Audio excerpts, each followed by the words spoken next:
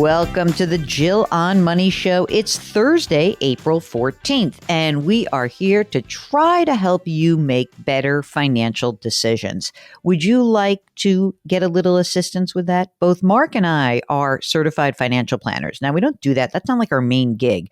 I used to do that 100 years ago. Mark, for some reason, wanted to make himself crazy, so he got the certification, the accreditation. But, you know, we do it because I think that we like the idea of helping people on a holistic level. So if you would like some help, Mark and I would like to be the helpers, the coaches, the people who are cheering you on. So if you'd like to come on the air with us, all you need to do is go to jillonmoney.com, click the Contact Us button. There's a little box that you check. You'd come on the air. Now, if you don't want to come on the air, it's okay too.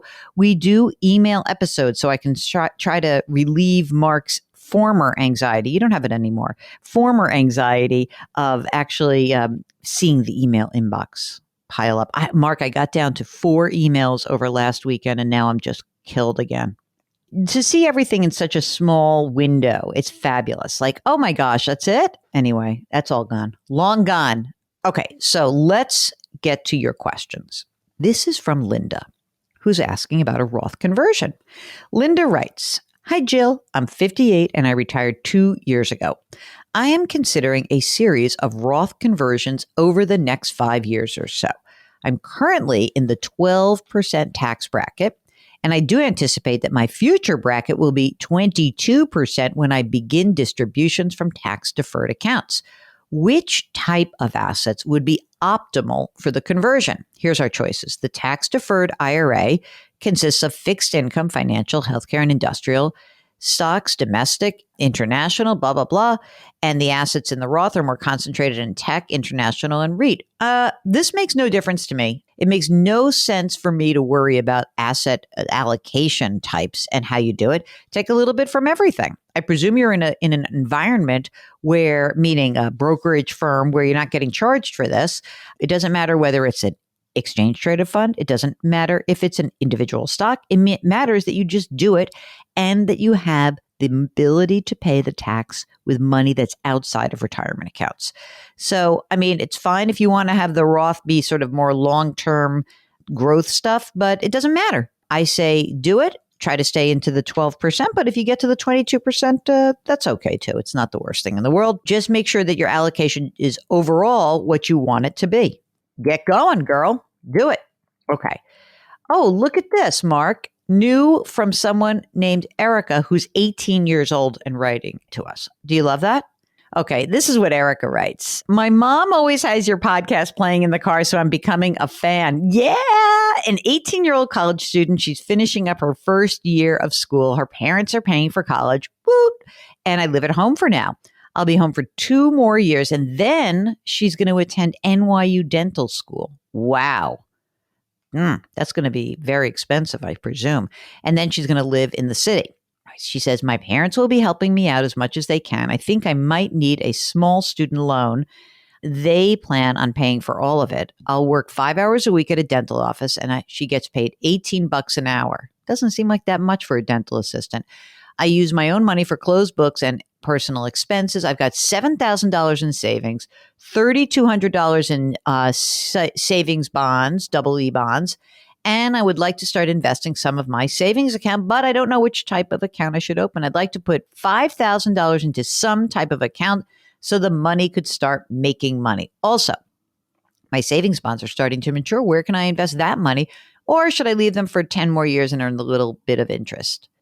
Well, Erica, here's the thing. You're going to have 5 hours a week at a dental office.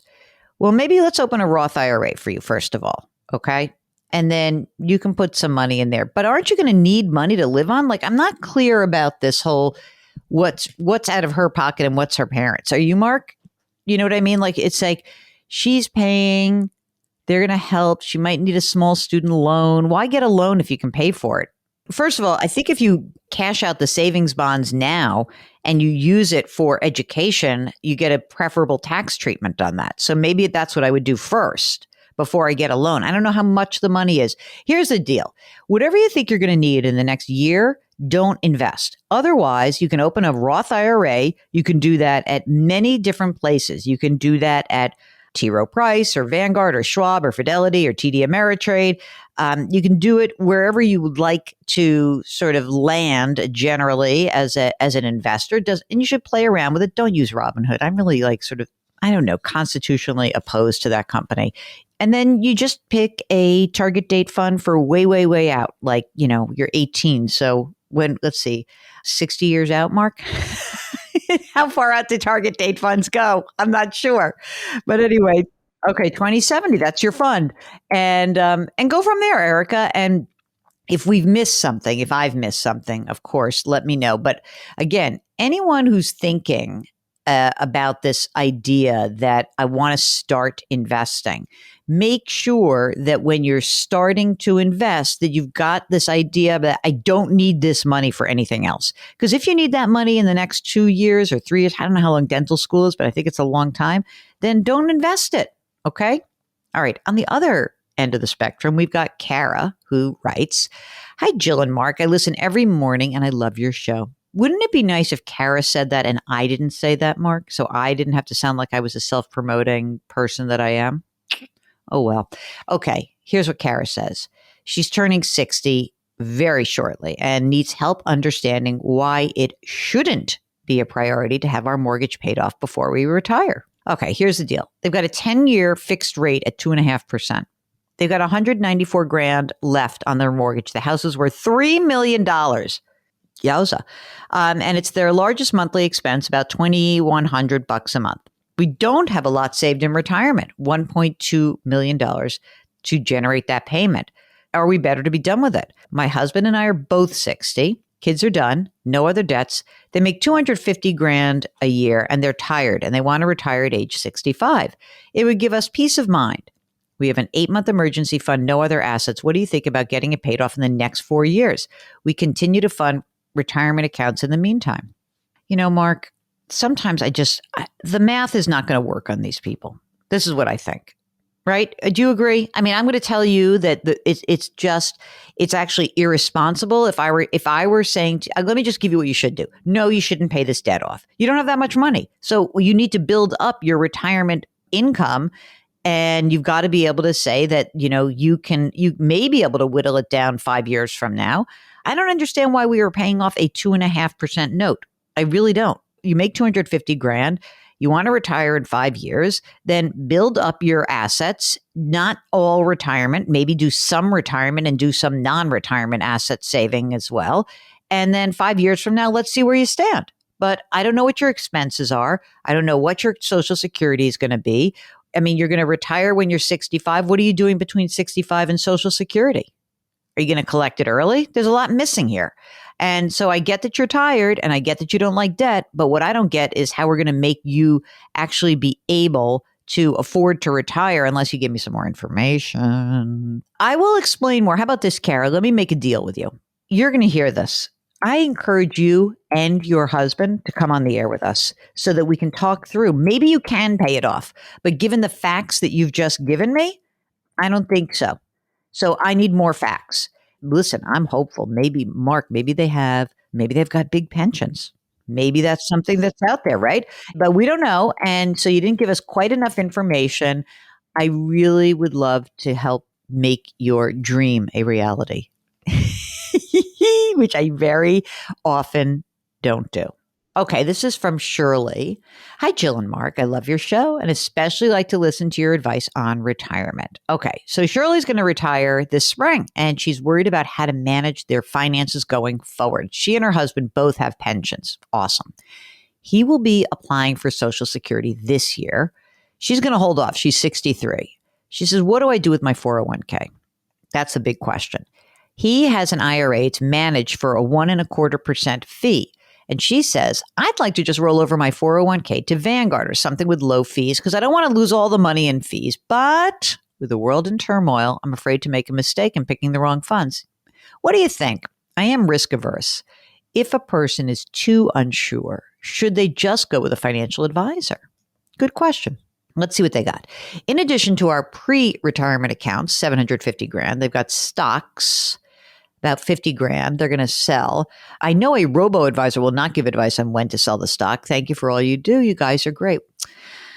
Well, I mean, first of all, I need more sense. I need better sense about the money here. Will your pensions and Social Security cover your expenses? And if that's the case, then I should think you should feel a lot more comfortable rolling into a robo. Okay. And by the way, a lot of robos do give advice.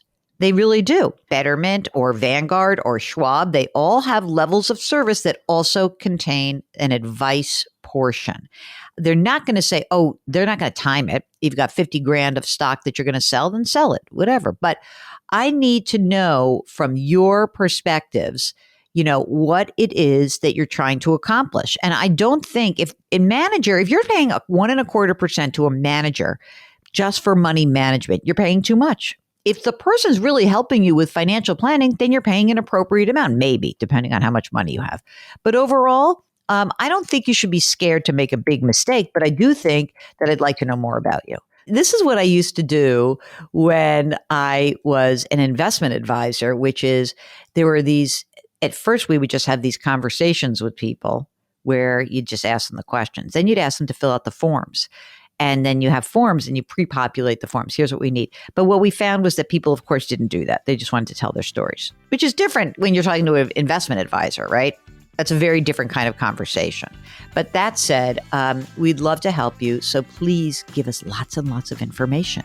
So you can do that by going to jillonmoney.com. You can click the Contact Us button, and we would be delighted for you to come on the air with us. We really would be. While you're on the website, sign up for the free weekly newsletter. It's fantastic. Mark drops it every single Friday. Don't forget, subscribe to us wherever you get your podcasts and check out our other broadcasts. It's called Eye on Money. All right. Let us move on and remind you to please do something nice for someone else today. Grit, growth, grace. Thank you for listening. We'll talk to you tomorrow.